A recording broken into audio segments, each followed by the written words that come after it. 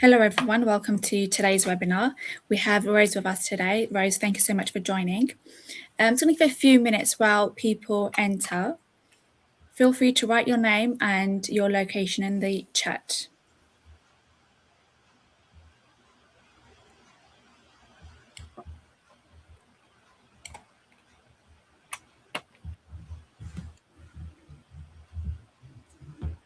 Hi, Catherine. Hi, Catherine. Hi, Lauren.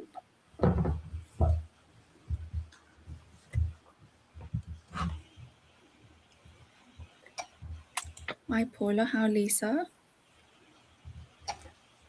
It's exciting.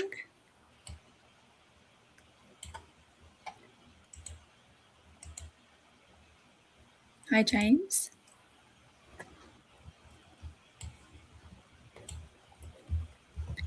Okay, so just to give a bit of a background, I am Sojan. I'm the marketing executive for Knowledge Train. We are in partnership with Agile KLC today. We have Rose, as I just mentioned. Rose, thank you so much for joining. I really appreciate it. It does seem like a very exciting topic, one that is applicable to everyone, to be honest. The webinar will be recorded. You will receive an email most probably next week. You would also receive the presentation slides. If you do have any questions, pop them down in the chat and Rose will go over them right at the end. So Rose, over to you. Thank you.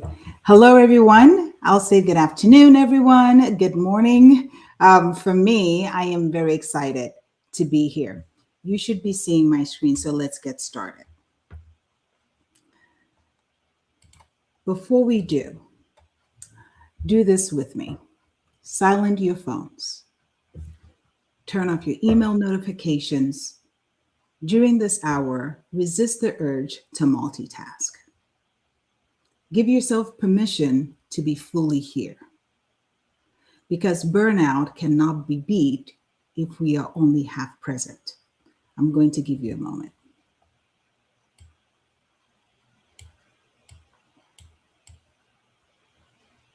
Great.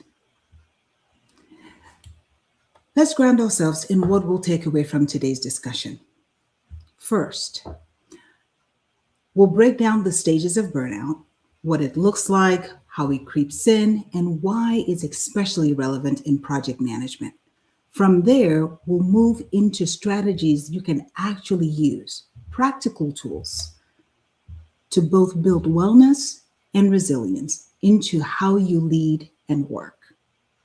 My goal today is not to add more to your plate, far from it. My goal is to shift how you approach what's already on your plate. Before we talk solutions, we need to talk truth. For many of us, the way we are working is not working. Imagine this for a moment. You are knee-deep into a critical report for an important meeting when chat notifications starts pinging one after the other. An urgent email lands in your inbox demanding your immediate attention. Just as you are trying to focus, you remember the lineup of back-to-back meetings on your calendar for the rest of the day. If that sounds familiar, drop a note in the chat or a thumbs up to just tell me, yes, I understand, or this resonates, you're speaking to me. Yeah. But the truth is, it doesn't stop there. After work, there are appointments, there are errands, there's school pickups, there's after school activities for the kids or for yourself. Life does not pause when your workday ends. And we are often told to do more with less. So we keep squeezing productivity into every available moment. Answering emails while we are in meetings, multitasking through fatigue, taking work home and checking on work after we leave the office, and ignoring the signs our bodies are sending. I like my presentation to be very interactive. So if I am speaking truth to power for you, please drop a note in the chat or just signal me with an emoji. It is no surprise then that 44% of employees report feeling stressed throughout the day.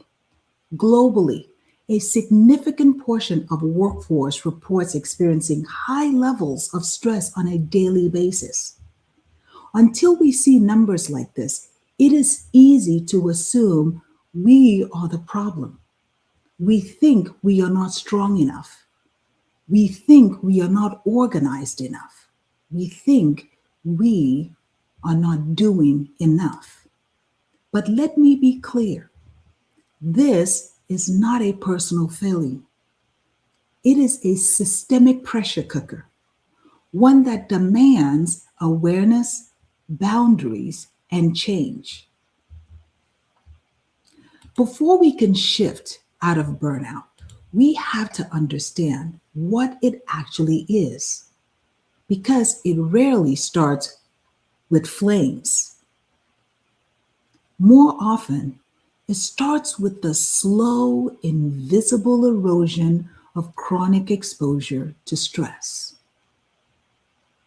The World Health Organization recognizes burnout as the result of chronic workplace stress that has not been successfully managed. According to the National Library of Medicine, burnout is a work-related stress syndrome. Psychology today takes it even further, that it is a state of chronic stress that leads to exhaustion, detachment, and a sense of ineffectiveness. So let me pause here, because this means that it is not a personal failure. It is a predictable response to prolonged exposure with too few recovery points. Here is the hard truth. Burnout does not just drain your energy. It chips away at your purpose, at your confidence, and at your joy. So let me ask you, where are you in this matchstick progression? Are you lit up with momentum or quietly smoldering, almost out? Some of us are holding it together with caffeine and composure, but inside, we are halfway burnt. Stress is triggered by what we call stressors, and these can either be internal or external. Internal stressors include our thoughts, our beliefs, and even psychological factors like negative self-talk, perfectionism, or chronic illness. These are the stressors we often have the most influence over. And then there are the external stressors, things like major life events, heavy workload, or family conflict. These tend to be outside of our control. While we cannot always control external circumstances, we can focus on managing our internal stressors. The beliefs we hold, the way we talk to ourselves, and how we respond to pressure. That's where real transformation begins. Now that we've seen the most common sources of stress, both internal and external, let's take a moment and look at where that stress can take us if left unmanaged. Burnout is not something that happens overnight. It is a progression. What you are looking at here is the 5 stages of burnout, starting with stage 1, the honeymoon phase, where we are enthusiastic, motivated, and optimistic. But if we don't manage it well, step two starts to creep in, which is the onset of stress, where you might begin to feel stagnant or mentally cluttered. Then comes step three, where stress becomes chronic. Frustration builds. You might notice sleep disturbances, irritability, or even physical fatigue becoming more common. By stage four, we've hit full burnout. Energy is low, apathy sets in, and it becomes difficult to stay engaged with the work we once loved. Habitual burnout is stage five, which is the most concerning. This is when burnout becomes embedded in our daily lives. It starts affecting our health, our relationships, and how we show up in the world. The yellow and red arrows here show how both physical and emotional exhaustion build as we move across these stages. Recognizing where you are is the first step towards reclaiming your energy and choosing a different direction.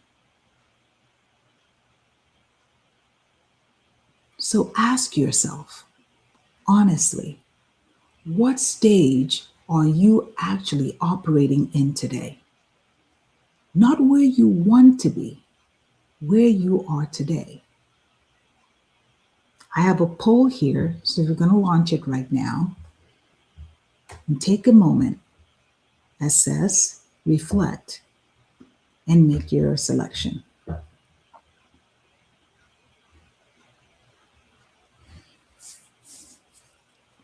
Can we launch the poll?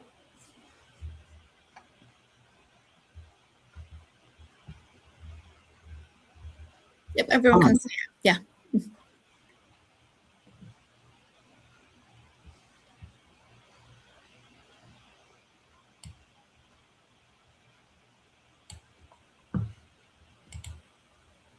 All right. So I can see, okay, when people are still.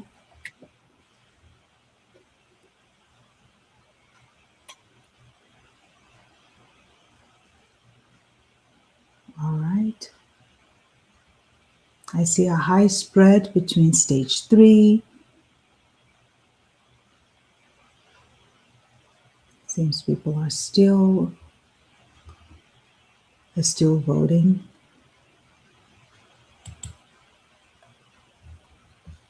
Most of you are sitting in stage two and stage three. What we have here is very meaningful.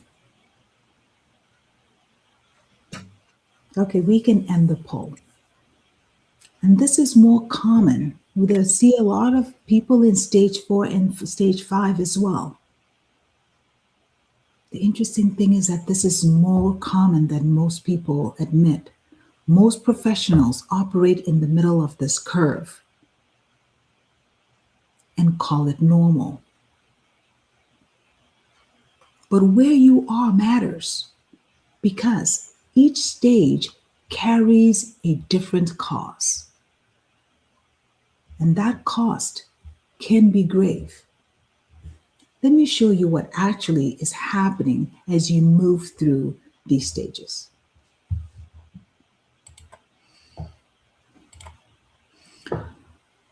What you choose is not a fixed point. It is a position on a curve. So if you were a stage two, that doesn't mean that that's where you live forever. It is a position at a point in time. Remember, burnout does not show up overnight. It shows up as a gradual loss of engagement. As you can see on this curve, this is what happens as you move from a point of enthusiasm to burnout. The drop is not just your energy.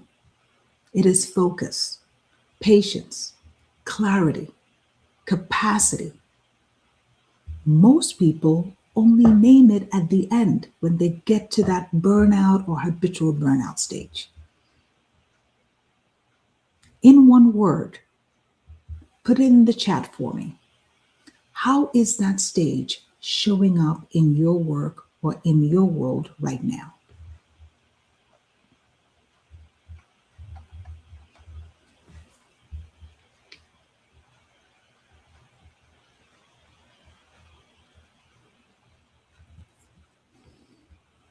I see uncertainty. Kathleen says juggling a lot. Yeah, I know, disengaged, exhausted. Alici says nonchalant. Oh, yeah. Catherine says frustrated. James says despair. Unsupported. Yes, Catherine.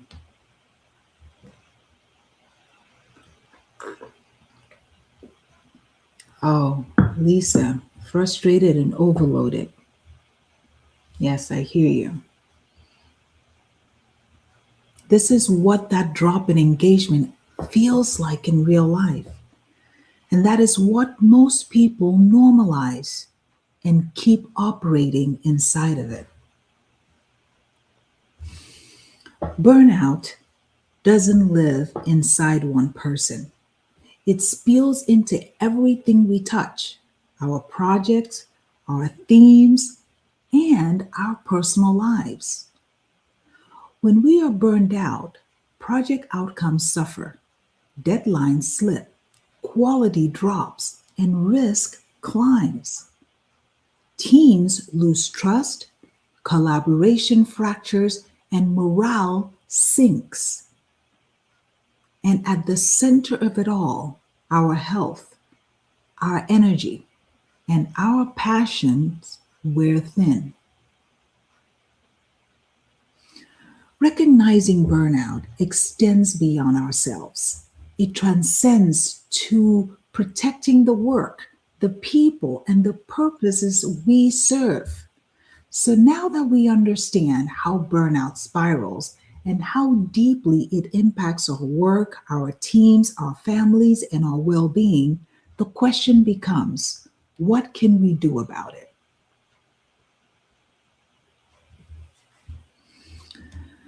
Up until now, we have focused on the personal journey, how we build resilience, how we protect our energy and respond to stress.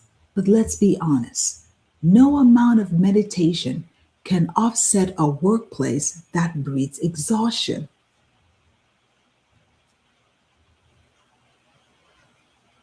This is what it can feel like when the system around you works against your well being, when the culture celebrates overwork, when it discourages boundaries or punishes vulnerability. I'm looking at the chat, and Catherine says, last time I was burned out, I was telling my manager for 6 months before that I was showing signs and I needed support. I was ignored. Catherine, my heart goes out to you, but you are speaking to exactly what I'm talking about right now. So let's talk about what you can actually do when the culture itself is fueling burnout.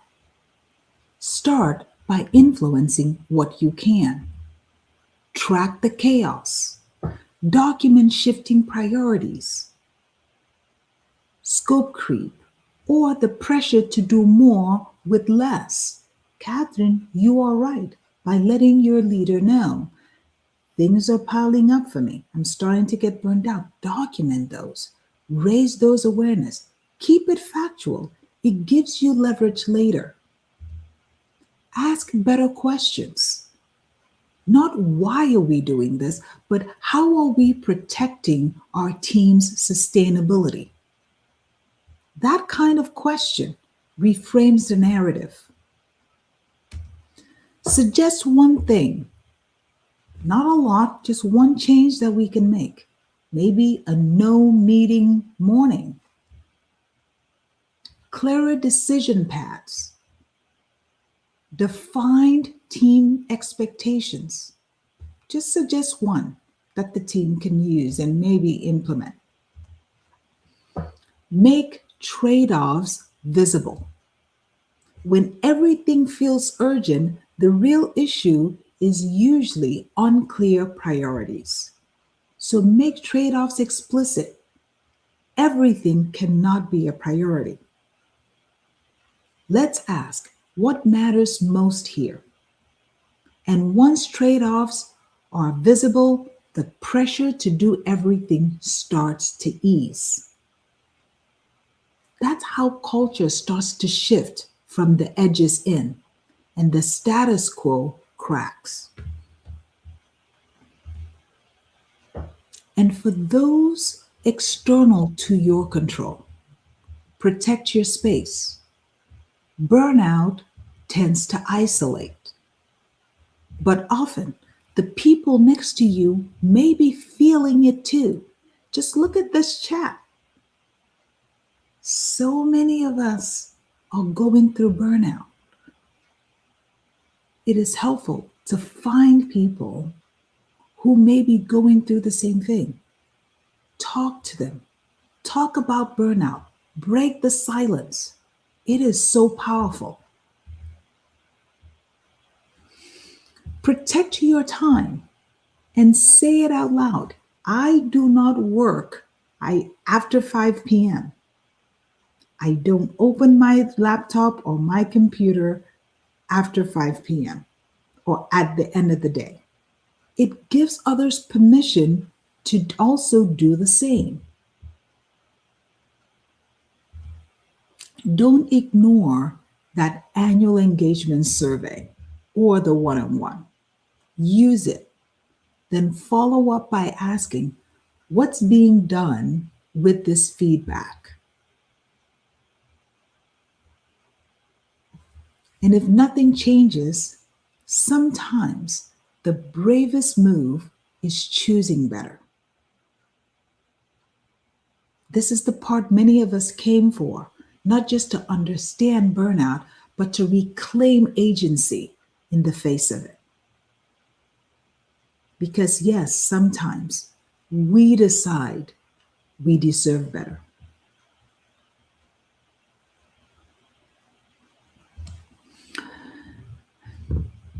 Let's take a look at a case study. This is one case study of a project manager leading 3 very high stakes initiatives at the same time. The pressure was relentless, long hours, mounting deadlines, health declining, team disengaging. She made 2 essential shifts. First, mentally. She released the need for perfection and focused on progress. She started managing energy, not just time. Then, behaviorally, she introduced daily boundaries, took strategic breaks, and held weekly resilient check-ins with her team. The results?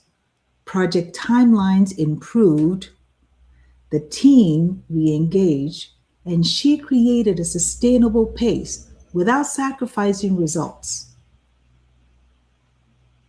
That project manager was me. I lived this.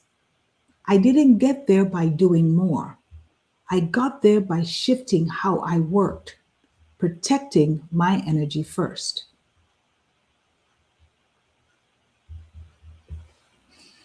You've seen how burnout unfolds and what it steals from us. But this is the turning point. It doesn't take an overhaul. It starts small. It starts with small intentional moves that restore your energy and rebuilds your resilience. Should we talk through what that looks like?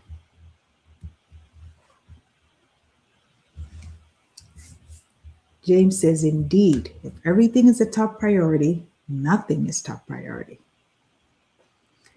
Tackling burnout doesn't happen in a single moment. It builds through intentional choices, the kind that protects your energy and restores rhythm. This journey often starts with self care, rest, boundaries, nourishment. Then we move towards balance, where your energy is protected and our efforts feel sustainable. With time and intention, we arrive at growth, feeling stronger, clearer, and more aligned. But here's the key: this is the ongoing path of well being. It takes intention, recommitment, and motion. We don't stand still and evolve. It is a continuous journey. And that evolution is what makes well being sustainable.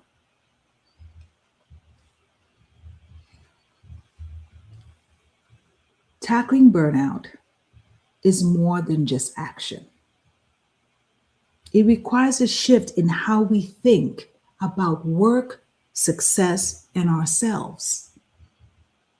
This is where the real work lives, my friends.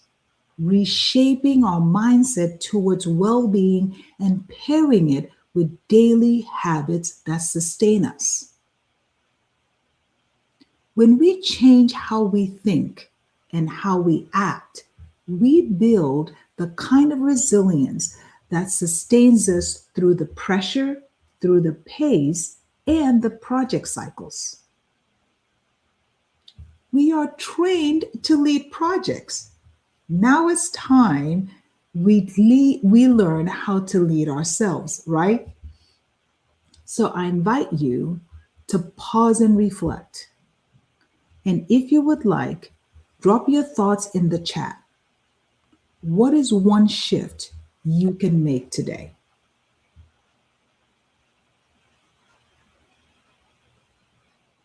I'm putting a few mindset shifts on the screen. You don't have to use these, but just think about. Yep, I love that. Rob says, say no.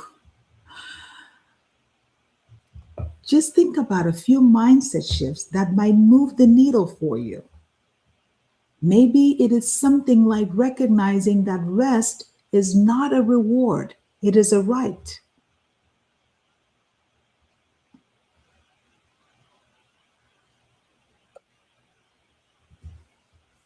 I'm reading, slow down and protect your own peace. Yes, Lauren. Rob says, was suffering and stress and was risk of burnout. They ignored, and I ended up being off for 2 months, recently returning back, but lacked motivation and I'm wholly disengaged. Rob, you are preaching here. I'm sorry that this happened, but yes, this is exactly the cost that I was talking about of burnout. James says, be disciplined about stopping work at the end of the day and about getting rest. Model that behavior. Yes, James. Yeah, recognizing that facilitating too many meetings with lots of people is tiring. Thank you, Paula. Thank you. That is actually my next initiative that I'm working on. It is the cognitive drain that comes with mental lift. So thank you for saying that. I need to limit these and protect time after meetings to close the loop in a timely manner. Yes, you guys are spot on. So, just as powerful are behavior shifts, which some of you are already kind of talking through. First was the mindset shift, and the second is our behavioral shifts. These are actions that put your mindset into motion. So I'll give you a minute to scan through these. Maybe for you, it's something as simple and as bold as closing your laptop. at 5 p.m. If you are not sure where to begin, ask yourself, what has been getting in the way of the habits I already know would make a difference?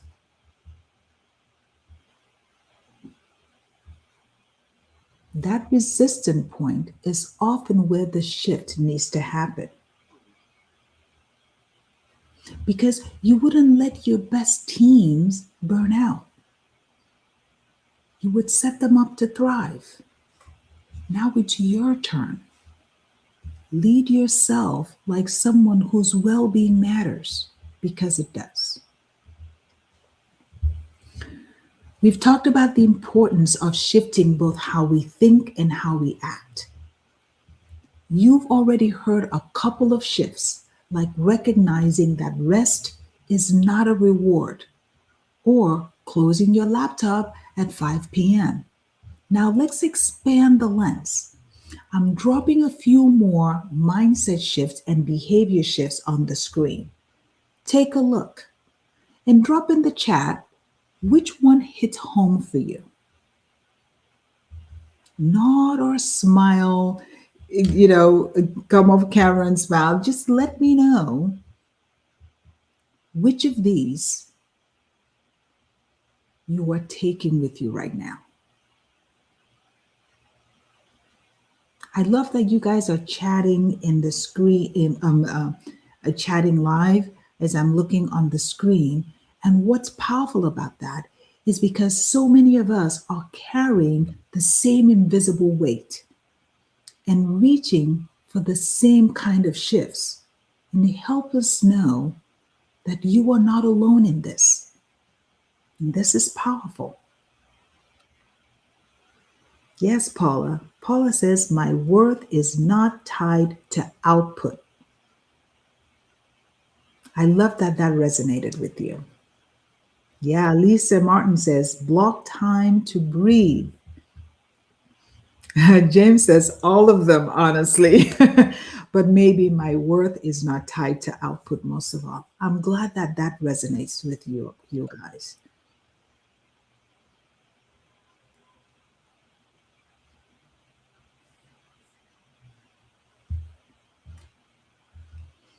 Burnout does not always come from doing too much.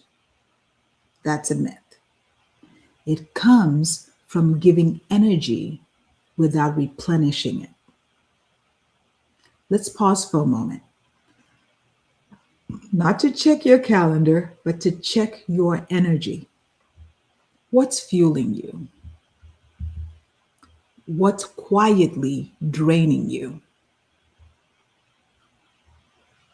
As I reveal some sample pairs, notice where you tend to land. You don't have to share it, but if something resonates, please feel free to drop it in the chat.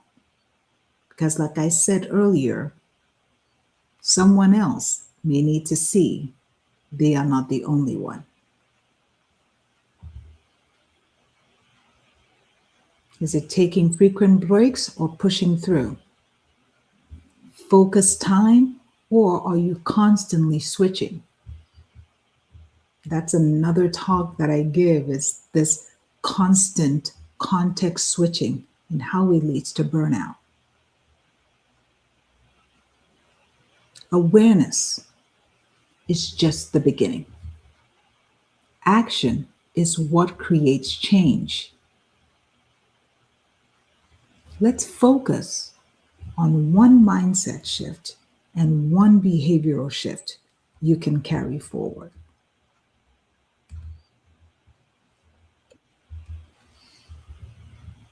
You've seen the signs. You have felt the toll by what I'm seeing in the chat here. You know the cost at work, at home, and within yourself. But you also know this: change is possible.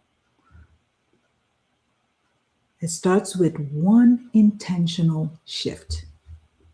Maybe it's choosing to mind your mindset when the pressure builds, or finally giving yourself permission to say no without apology. Was it James that said that earlier?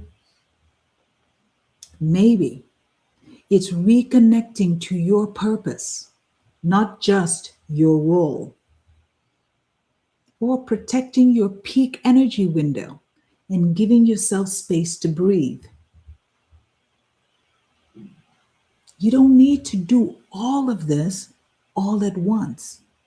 Start with one that speaks to you the most. Small doesn't mean insignificant. These shifts, one mindset, one behavior, done consistently, they build the habits that protect your energy and makes it sustainable. That's how we build resilience. Not through massive overhauls, but through small, intentional actions that stick.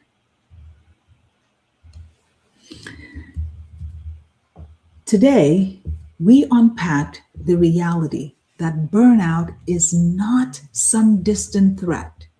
It is a present risk, and one we can prevent when we lead ourselves as intentionally as we lead our projects. It starts with awareness, recognizing the early warning signs before they escalate. Then it takes action, mindset shifts, behavioral shifts. Together, they protect our well being in sustainable ways. And over time, it is the small, consistent actions that matter most, the ones that don't always look dramatic, but builds real, lasting resilience and recovery. The path forward does not require a radical overhaul. It's found in the steady, intentional choices that add up over time. And the moment to start making those choices is now. Before we move into Q&A, I want to leave you with this. If burnout is showing up in your world, this is something to address with structure, not more effort.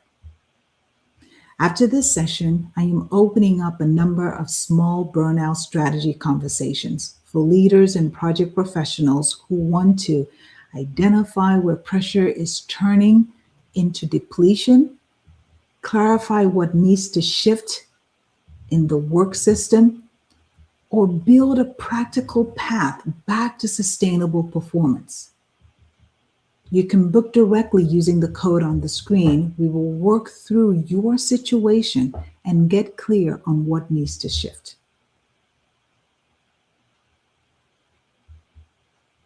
So before we close, I want to hear from you. What landed for you? What was that moment where you thought, that is exactly what is happening to me? Please feel free to drop it in the chat.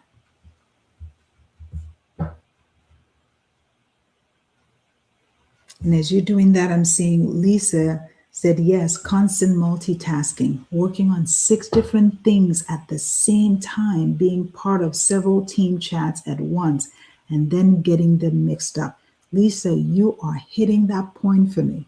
This is the thesis of the work that I'm doing right now. I should have it ready soon. Yes. That is a big factor to burnout. Paula says shifts, taking break, protecting my golden hours. I love it, Paula. Thank you. Yes. So Paula says what landed most impactful for her was that structure is the way through. This is not pushing through. Yes, I'm glad that resonated. Yeah. So what was most impactful for you today? What landed? What made you think, yes, that's the point for me?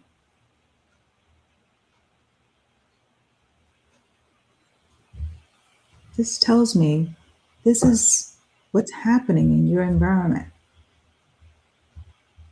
Thank you, Rob. Rob says, this has been so insightful and vindicates my feelings. I'm so glad. I'm so glad to hear that.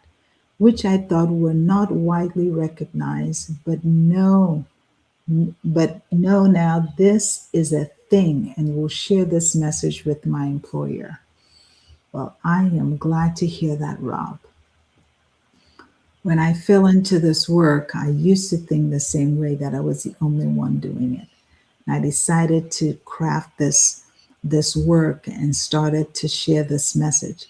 And the number of people that reach out to me on a daily basis has been amazing. And they say the same thing. They thought that they were in it alone and they're seeking help.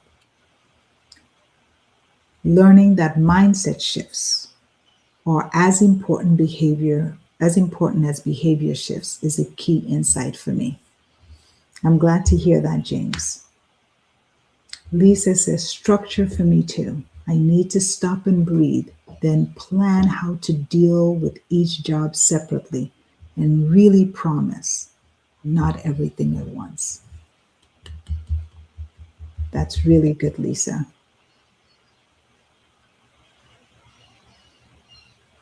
Can optimum performance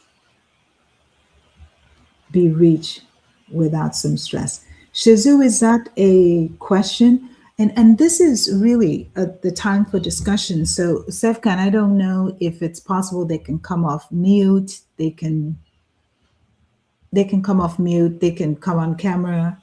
I see a note by Shizu. Wondered if that's a question.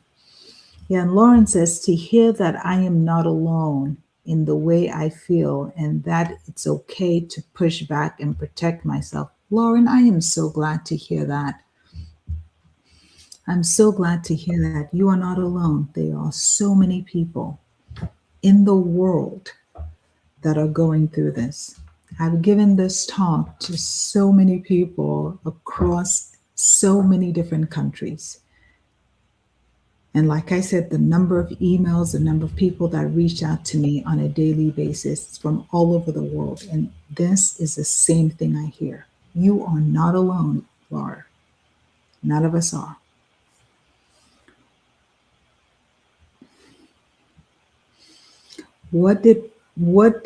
Paula, what are you saying yes with an exclamation point to? Tell me. What is your yes to?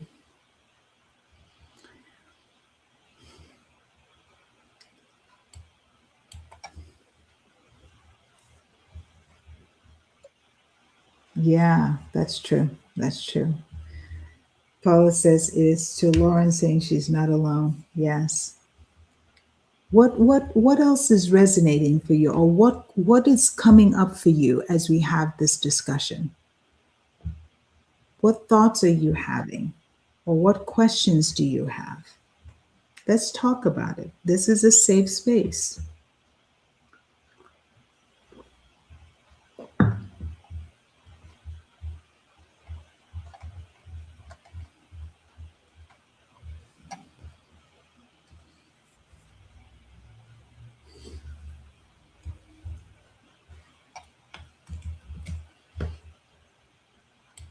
We talked about mindset shifts. We talk about behavior shifts. We talk about having structure in the work, in the path to recovery. I see a cheeky question. So now I'm curious, what is a cheeky question? Let me read it.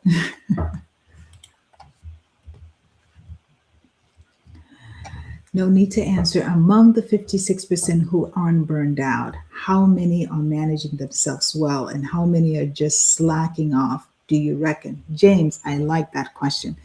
So here's my take on it. As I do this presentation, and most times I do it longer, I do two polls. I do a poll at the beginning. Who thinks they're burnout, or where do you think you are? And most people may come in at one level. And then after going through the presentation and learning more about the signs of burnout, what it feels like, what it looks like, how it impacts you, I do the poll again, and then the numbers change. So most times, what that indicates for me is that most people don't know that they are burned out or don't recognize that they're burned out. So yes, might have that 44% that are in reality they're burned out, but the 56% either they don't know that they're burned out, they don't recognize the signs, they don't recognize that what's happening is actually down a path to burnout. So great question. Not a cheeky one. It's a great question, James. Any tips on handling unrealistic expectations from leadership? Paula, there is not a time that I have given this talk or had a coaching session where someone doesn't bring that up. And I was wondering, wow, you guys, no one's asking that question. So I'm glad you did.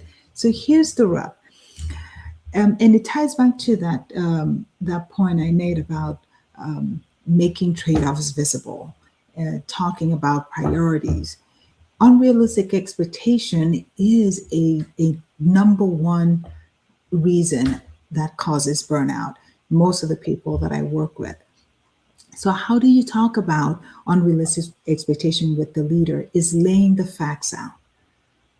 What I've seen is that they may not know, this leader may not know that what they're presenting you or what they're putting on your shoulders on realistic expectation. So making those very clear has been helpful. I have task A, task B, task C, and D that you've given me, and they all have the same deadline. Which of these is the highest a priority to help manage our time and energy well? And most of the people I coached, when they present that back, it's like they said, I think the biggest one that came for me was the eyes was like, whoa, I didn't realize that I gave you that much to do. Okay, so let's reprioritize. And that helps to set really clear expectation with that leader. I can only do one thing at a time. Not saying I'm not going to do all of it, but I can only do one at a time. Help me understand which is the highest of priorities for you. We'll focus on that, and then we'll sequence the rest in order. Is that helpful? Paula?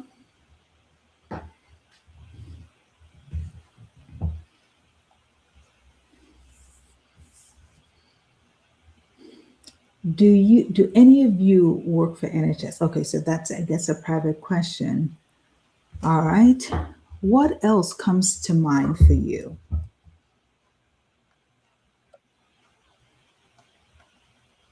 How are you dealing with stress in your world? How are you dealing?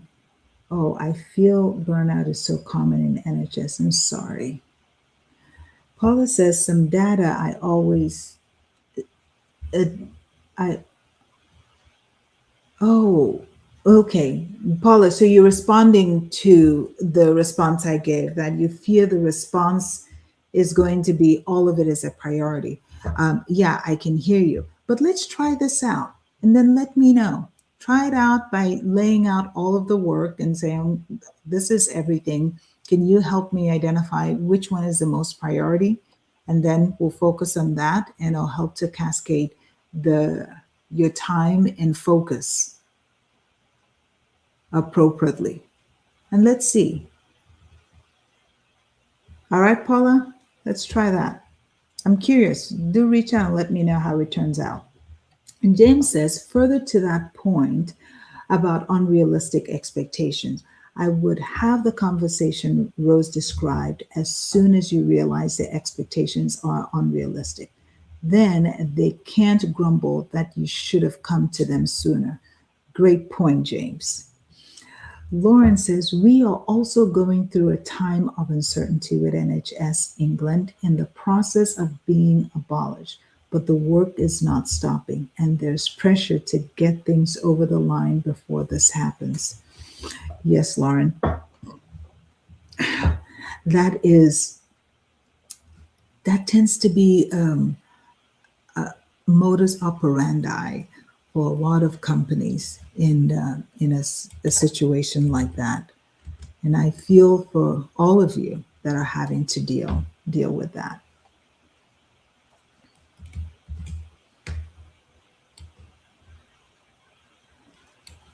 So talk to me, guys. What is the one thing you are taking away that you're going to use today? Just drop it in the chat for me. We've covered a lot. What burnout is, how it shows up in your body, how it shows up mentally for you. And we've talked about practical strategies that you can use. I've given you a few things to try, but I just want a commitment today. What are you going to use today when you get back to work? Set boundaries, Hassan says. Thank you.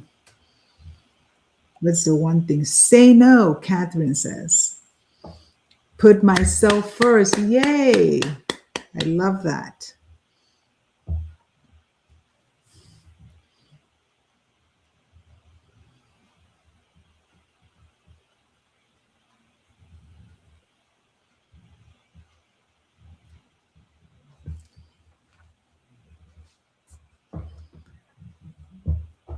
What are you taking away? Don't pressure myself to finish everything now. That is so powerful. That is so powerful. And that takes a mindset shift before it can become a behavior. That takes a mindset shift. I don't need to finish everything right now. That is a mindset shift. And especially for project managers, that tends to be hard because of the way we're wired.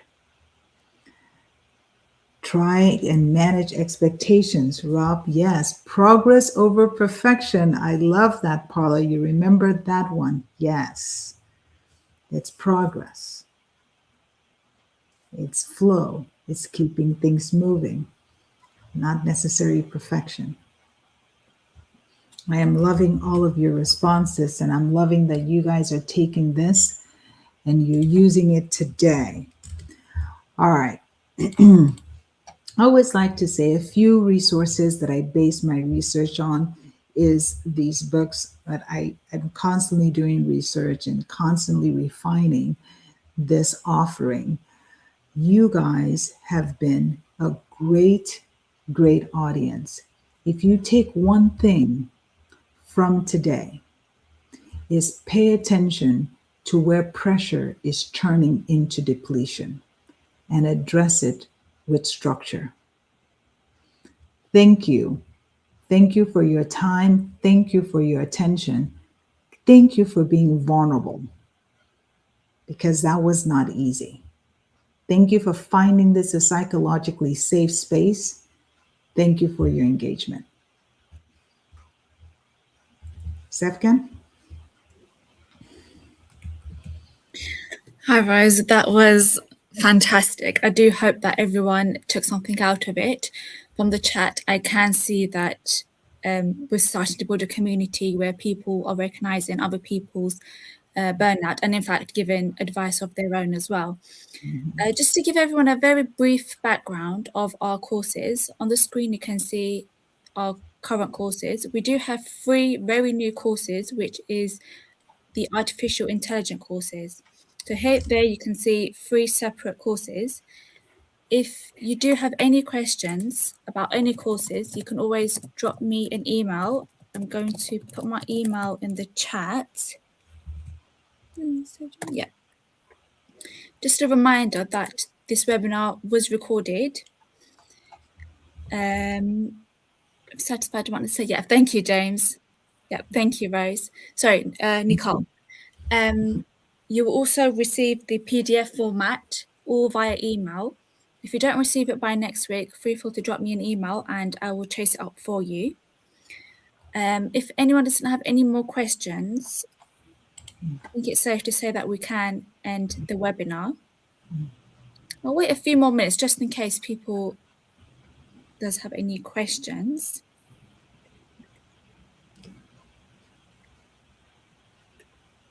And I can stop share, right? Yeah, but of course, yeah. Okay, I can stop share, but I can stay on while people, if they have any questions.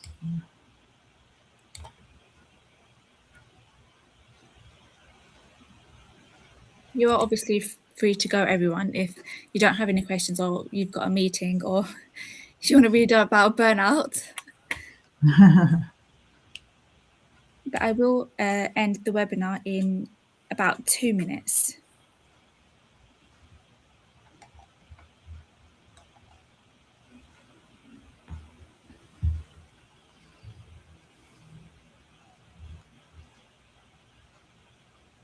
Yep, thank you, Lauren. Thank you, Lauren. Thank you, Nicole. Thank you, Catherine. Thank you, James. Thank you, Rob. Thank you, Paula. Thank you, Martin. Thank you, Hassan. Thanks, James. You guys have been just a great audience. I love, love, love the engagement. I love the conversation. I love the sharing. Very big thanks to Rose as well. She woke up at 6 a.m.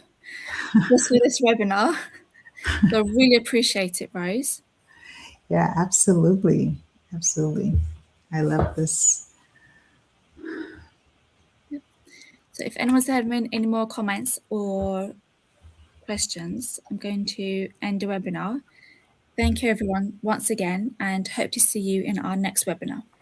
Thank you, Rose. Thank you. Have a Thank you. great Bye. day. Thank you. Bye, Bye-bye. everyone.